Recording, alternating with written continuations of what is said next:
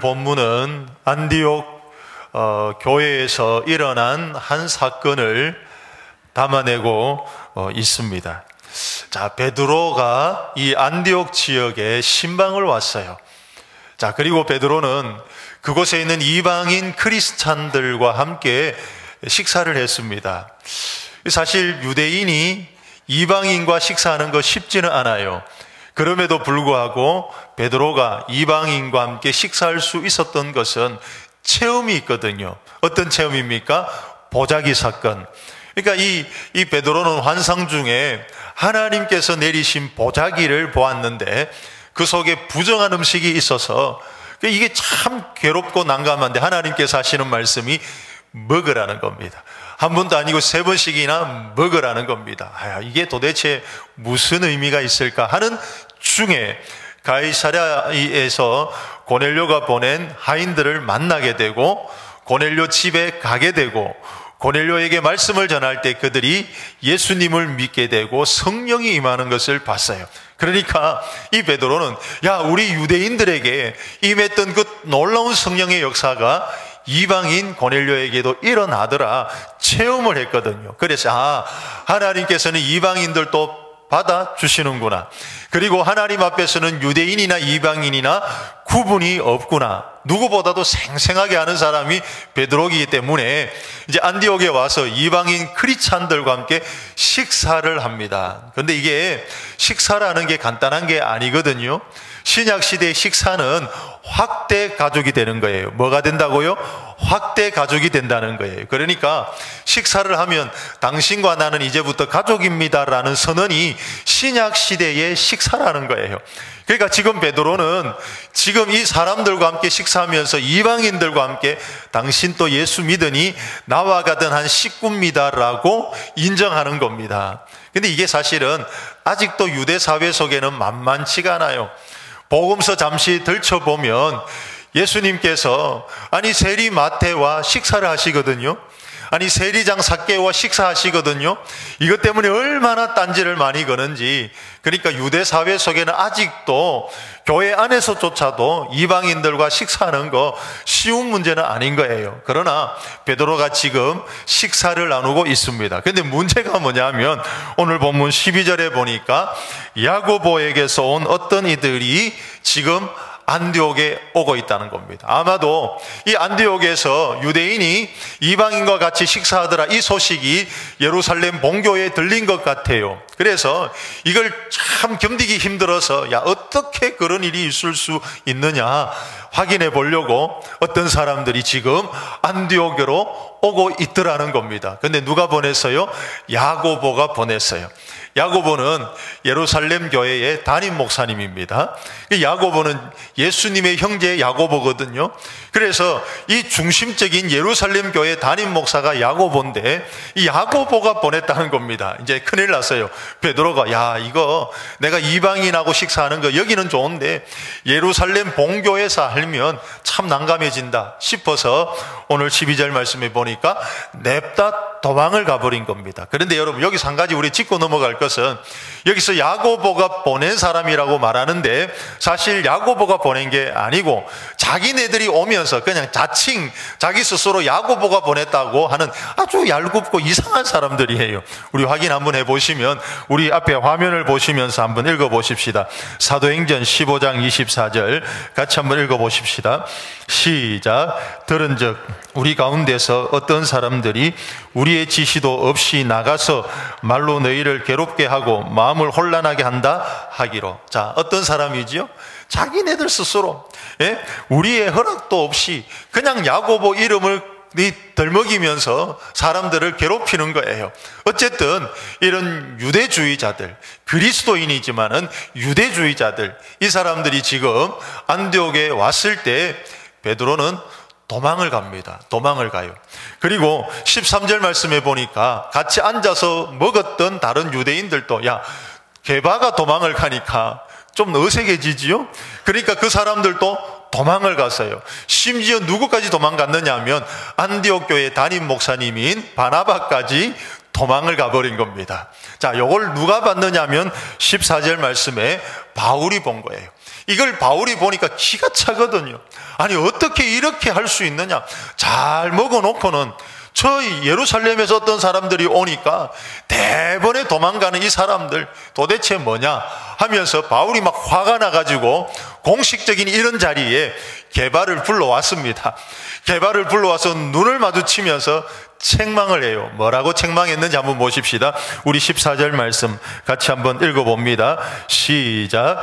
그러므로 나는 그들이 복음의 진리를 따라 바르게 행하지 아니함을 보고 모든 자 앞에서 게바에게 이르되 네가 유대인으로서 이방인을 따르고 유대인답게 살지 아니하면서 어찌하여 억지로 이방인을 유대인답게 살게 하려느냐 하였노라. 상당히 어려운 말입니다. 근데 바울이 책망한 내용은 이런 겁니다. 아니 지금 당신이 그렇게 도망가면 어떡합니까? 왜 그렇지요? 지금 이 도망간 것은 무언에 이런 강요가 있습니다. 너희들도 유대인처럼 돼야 된다. 그렇게 생각하지 않겠어요? 아니 유대인처럼 돼야 되지. 너희들 여전히 이방인과 유대인들 사이에 뭔가가 다른 게 있다.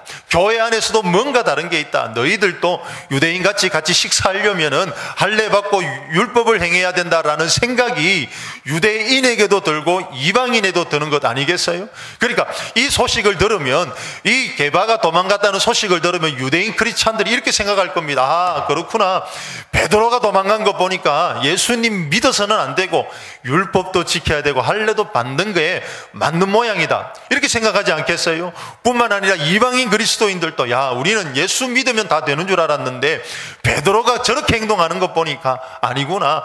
역시 율법도 지켜야 되고 할례를 받아야 되는가 보다. 이런 생각이 들지 않겠어요? 그러니까 무언의 강요가 있는 겁니다. 유대인처럼 되어라. 자, 그래서 지금 이 바울이 책망하는데 이렇게 책망합니다. 당신이 이방인을 따라서 같이 식사해서 유대인의 입장에서 보면 날라리 유대인인데 어떻게 당신이 저 이방인에게 유대인처럼 되라고 강요할 수 있겠습니까? 라고 지금 책망하는 거예요. 그리고 그들은 지금 외식에 빠진 겁니다. 여러분 외식이 뭐지요? 가면을 쓴다는 거예요. 겉과 속이 다른 겁니다. 말은 이래 해놓고 행동은 달라요. 아니 말씀을 전할 때는 우리 모두 하나입니다. 유대인 또 이방인 또 구분이 없습니다라고 틀림없이 설교해놓고는 실제적인 장소에서는 이렇게 도망갈 수 있는 거 이거 잘못된 거지요. 외식이라고 하는 겁니다. 자, 그래서 바울이 책망하는데 여기에서 한번 생각해 볼 것은 야 바울이 그래도 아무리 그래도 이렇게 할 수 있는 건가? 한번 생각해 보십시오. 베드로가 어떤 사람입니까? 예수님의 수제자지요. 아니 이 바울은 베드로가 보면 새까만 후배예요. 대선배인 게바를 어떻게 공개적인 자리에서 책망할 수 있을까? 그냥 조용히 가서 아니 그렇게 하면 안 되지요. 이렇게 해도 되는데 어떻게 여기에 와가지고 책망할 수 있을까라는 겁니다. 근데 이것은 단순한 문제가 아니에요. 이것은 이 복음의 진리를 세우느냐 못 세우느냐의 문제입니다. 예수님만 믿으면 된다라고 하는 이 진리가 이 사건을 통해서 아니 율법도 지켜야 되고 할례도 받아도 되는 모양이다라고 이렇게 전개된다면 이거는 그냥 개인적으로 가서 이야기할 게 아니고 공개적인 자리에서 바로 복음의 진리를 세워야 된다라고 하면서 조금 어색하지만 조금 미안하지만은 어렵지만은 바울은 게바에게 눈을 쳐다보면서 말합니다. 당신이 틀렸습니다. 그렇게 하면 안 됩니다라고 이야기해 준 겁니다. 무슨 말이지요? 진리는 목숨 걸고 지켜야 되는 거예요. 자, 그런데 이 대목에서 또 한 가지 깊이 생각할 것은 베드로의 태도입니다. 여러분, 지금 베드로가 얼마나 무한합니까? 이 자리에서 공개적으로 책망을 받았어요. 그런데 베드로가 아무 말 하지 않습니다. 아니 새까만 이 바울이 그렇게 책망하는데 아무 말 하지 않는 거예요. 왜지요? 이 베드로가 인정하는 거지요. 그래, 내가 잘못했다는 겁니다. 내가 아무리 살펴봐도 내가 대선배지만은 한때 예수님의 수제자였지만은 지금 이 행동만큼은 내가 잘못했고 복음 앞에서 말씀 앞에서 내가 잘못했다. 그래서 그 말씀 앞에 책망 앞에 순복하고 그대로 받아들이는 이 베드로의 모습, 이거 우리가 배워야 되지 않을까요? 우리는 말씀이라면 복음이라면 순복할 수 있는 여러분 되시기를 주님의 이름으로 간절히 축원합니다. 자, 그런데 우리 성도들 가운데 편식하시는 분이 있어요. 내게 좋은 말씀만 아멘하고 내가 좀 부담이 되고 어려운 말씀이 오면 겉으로는 아닌데 속으로 노멘하는 거예요. 목사님이 막 말씀을 전합니다. 부담이 돼요. 겉으로는 절대로 말 안 합니다. 속으로는 노멘 이렇게 하는 거예요. 또 어떤 분은 이 말씀을 듣다가 딱 찔리는 겁니다. 야, 오늘 말씀은 꼭 내게 주시는 말씀 같아. 어떻게 해야 되지요? 아멘하고 받아야 되는데, 야, 오늘 보니까 목사님이 나를 대놓고 치는 모양이다. 시험 드시는 분이 있어요. 그렇게 하시면 안 됩니다. 무엇이든지 내게 주시는 말씀, 이것이 좋은 말씀이든지 부담되는 말씀이든지 아니면 나를 콕 찌르는 말씀이든지 간에 말씀이라면 말씀 앞에 아멘 하시고 순복하시기를 다시 한 번 더 주의 이름으로 간절히 축원합니다. 자, 그런데 이제 바울이 이제 베드로에게 계속해서 이어서 말을 하면서 이제 우리가 어떻게 의롭게 되는지를 이야기를 해 줍니다. 이제 15절 말씀에 보시면 우리는 본래 유대인이요 이방 죄인이 아니로되 이렇게 말하는 거지요. 개바 보고 당신과 나는 본래부터 태어날 때부터 유대인이고 태어날 때부터 율법을 받아서 이걸 잘 지킨 사람이지만 저 이방인들은 태어날 때부터 율법이 없었고 그래서 율법을 지키지 못했기 때문에 죄인으로 살았지만은 하고 싶은 내용이 뭐죠? 그렇다고 해서 구원받는데 우리와 저들의 차이가 무엇이 있습니까? 우리가 본래 유대인이라고 해서 구원받는데 이득되는 것은 무엇입니까? 아무것도 없더라는 거지요. 그래서 그 다음 말씀하고 있습니다. 16절 말씀 우리 다 같이 한번 한 음성으로 읽어봅니다. 시작. 사람이 의롭게 되는 것은 율법의 행위로 말미암음이 아니요 오직 예수 그리스도를 믿음으로 말미암은 줄 알므로 우리도 그리스도 예수를 믿나니 이는 우리가 율법의 행위로서가 아니고 그리스도를 믿음으로서 의롭다함을 얻으려 함이라. 율법의 행위로서는 의롭다함을 얻을 육체가 없느니라. 아멘. 그래서 복음의 진술을 하고 있는데 율법으로는 아무도 의롭다함을 받을 사람이 없습니다. 이거는 유대인도 그렇고 이방인들도 그렇고 우리가 열심히 율법을 지켰다고 해서 하등에 구원받는데 나은 것은 없습니다. 이 율법으로는 안 되고 오직 우리가 의롭다 하는 것은 예수님을 믿음으로 하나님의 은혜로 의롭다 한 것을 지금 이 본문에서 바울이 이야기하고 있는 것이죠. 그래서 율법의 행위로서는 의롭다함을 얻을 육체가 하나도 없느니라 라고 이야기를 맺어요.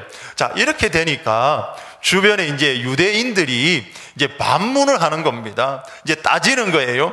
그게 바로 17절 말씀인데 우리 17절 말씀 또 같이 한 번 더 읽어봅니다. 17절 시작. 만일 우리가 그리스도 안에서 의롭게 되려 하다가 죄인으로 드러나면 그리스도께서 죄를 짓게 하는 자냐? 결코 그럴 수 없느니라. 사실 이 대목이 상당히 어렵거든요. 이 대목을 이해하는 데는 상당히 숙고해야 돼요. 자, 이제 반문을 하는데 뭐라고 반문하느냐 하면 이렇게 이야기합니다. 당신이 예수님을 믿기만 하면 구원 얻는다면서 그러면 사람들이 예수 믿고 마음대로 죄 지을 것 아니냐? 아니 율법을 지켜야 된다고 이야기해 준다면 율법 지킨다고 애쓰지만은 그냥 믿음으로 구원받는다고 하면 나는 믿습니다 하고 마음껏 죄를 지을 것 아니냐? 그렇게 되면 그리스도가 죄 짓도록 하는 자가 되는 것이 아니냐라고 지금 반문하고 있습니다. 어떻습니까? 좀 타당한 반문이지요. 그러나 여기에 대해서 바울은 단호하게 한마디로 말합니다. 결코 그럴 수 없느니라.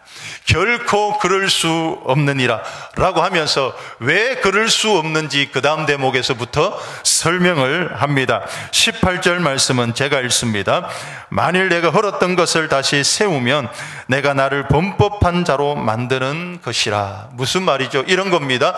예수님께서 십자가를 통해서 유대인과 이방인 사이에 막힌 담을 허셨는데 내가 다시 율법을 주장하면서 유대인과 이방인 사이에 이 막힌 담을 다시 한 번 더 헐었던 것을 세운다면 내가 주님 앞에 범법자가 되는 것 아니냐, 그렇게 이야기하고 있는 겁니다. 그러면서 정말 어려운 본문 하나 있는데 19절 말씀입니다. 19절 말씀 또 같이 읽습니다. 시작. 내가 율법으로 말미암아 율법에 대하여 죽었나니 이는 하나님에 대하여 살려 함이라. 이 말씀 참 어려워요. 이렇게 하면 쉬울 것 같은데 다시 잘 보십시오. 내가 복음으로 말미암아 율법에 대하여 죽었나니, 이렇게 말하면 쉬워요. 그렇죠? 무슨 말입니까? 여기에는 바울의 간증이 있는 거예요. 바울은 율법을 잘 지켰습니다. 자기 자신이 그렇게 이야기하잖아요.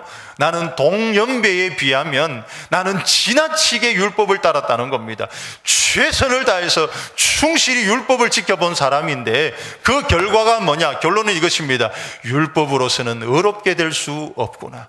율법으로서는 구원을 받을 수 없구나. 요거 깨달았어요.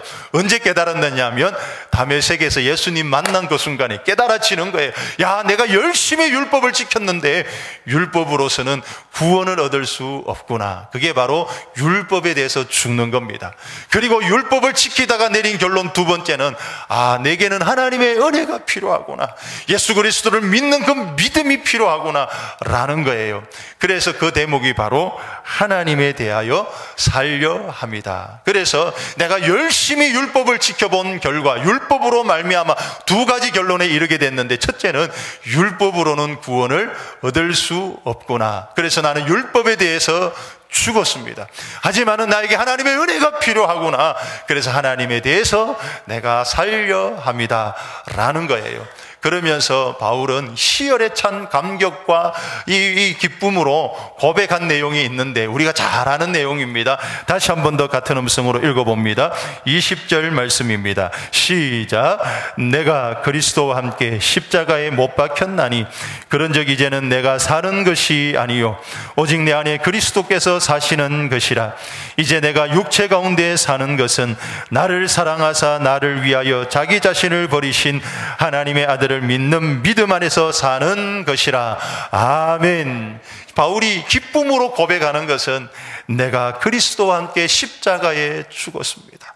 중요한 것은 그리스도와 함께 예수님이 십자가에 죽었을 때 나의 죄가 함께 못 박히는 순간 내가 죽은 사건, 그렇게 고백하는 겁니다. 여러분들도 예수님을 믿는 그 순간에 예수님과 함께 십자가에 여러분의 죄가 박히고 여러분의 이 모든 자신이 못 박혔음을 믿을 수 있기를 주의 이름으로 간절히 축원합니다. 여러분 꼭 기억하십시오. 우리가 율법으로 구원받는 것 아니요, 내 공로와 자격과 조건으로 구원받는 것이 아니라 하나님의 전적인 은혜로 예수님을 믿는 믿음으로 구원을 받게 된다는 것, 여러분 꼭 붙들고 믿을 수 있기를 주의 이름 간절히 축원합니다.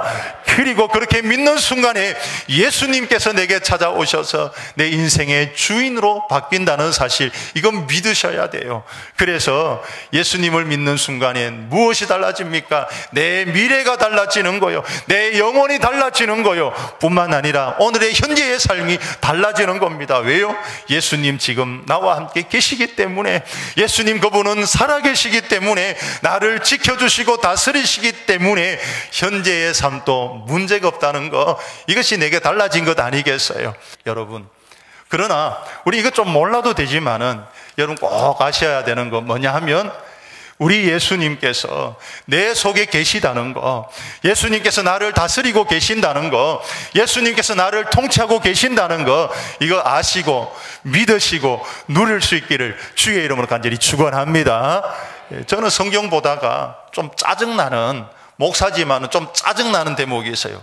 어떤 말씀을 볼 때 짜증나느냐 하면 이런 겁니다. 내 형제들아, 너희가 여러 가지 시험을 만나거든 온전히 기쁘게 여기라. 이런 말씀 보면 저 뒤에는 아멘 하는데 저는 화딱질이 나는 거예요. 아니 하나님은 우리의 삶을 너무 모르시는군요. 아니 나는 지금 괴로워 미치겠는데, 한 가지 시험만 당해도 너무 가슴이 아픈데 하나님이 아니시라고 이렇게 쉽게 말할 수 있는 겁니까?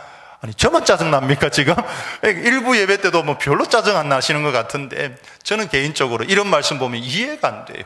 아니 하나님, 너무너무 아픈데 단지 그냥 입 꽉 깨물고 좀 참으라면 제가 그 말씀 받아들이겠는데 온전히 기쁘게 여기라, 이거는 도저히 어렵습니다. 목사지만은 짜증이 나요. 이런 것뿐만 아니라 이런 말씀, 아무것도 염려하지 말고 다만 모든 일에 기도와 간구로 너희 구할 것을 하나님께 아뢰라. 어떻게 아뢰라 그러죠? 감사함으로 하나님께 아뢰라.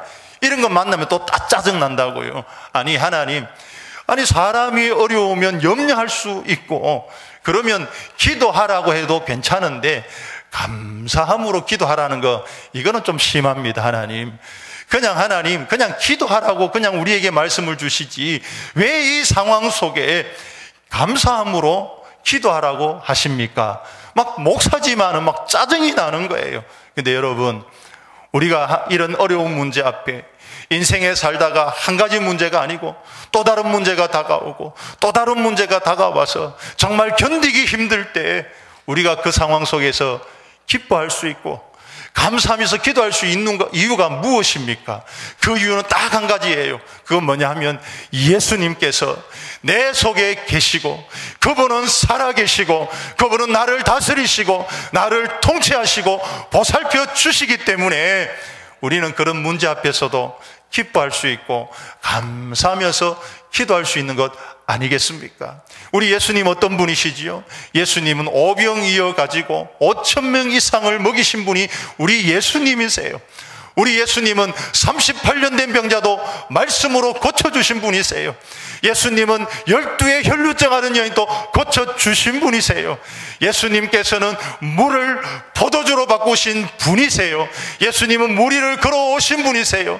예수님은 말씀으로 풍랑을 잠잠케 하신 분이세요. 예수님은 바다 속까지 하셔서 만선의 은혜를 주신 분이세요. 예수님은 죽은 나사로도, 냄새가 나는 그 나사로도 살려내신 분 우리 예수님이세요.